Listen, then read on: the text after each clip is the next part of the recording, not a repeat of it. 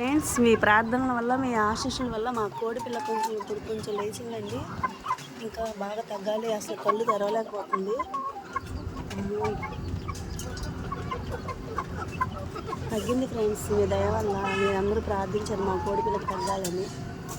రెండో రోజు మీకు చూపించాలని నేను వీడియో తీస్తున్నాను. నేను దెబ్బలు తగిలినాయి కదా, నేనైతే కింద కూర్చునిపోయి ఉన్నాడు మా చిన్ని తల్లి. ఈరోజు పైకి లేసాడు వీడు. కళ్ళు మాత్రం ఏం కనిపించట్లేదండి, మేత తినట్లేదు, నీళ్లు తాగట్లేదు. ఇంకా అక్కడ నీళ్ళు పెట్టాం కదా, కళ్ళు అసలు ఏం కనిపించట్లేదు వీడికి. ఇంకోసారి ఎప్పుడు తన్నుకోరు వీళ్ళు. చూడండి ఎంత దెబ్బలు తగిలియో.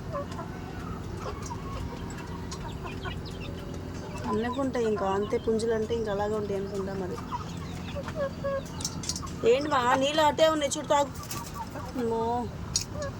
ఏంటి మా చేపలు తినకూడదు, వాసిద్ది పుండి. ఇంకా చేపల వాసనకి వచ్చేస్తుందండి మా కోడి. నా చేతిలో చేపల కర్రీ ప్లేట్ ఉంది, చేప ముక్క తీసుకొచ్చాను బయటికి పైకి తినడానికి. దీనికి వేరే కోడి పిల్లలకి, వీడికి తింటే పుళ్ళు సిమ్ పట్టేస్తాయి. ఇంకా వద్దమ్మా, నీకు తర్వాత పెడతా, నీకు తగ్గిపోయినాక చాలా చేపలు వేస్తాను, సరేనా?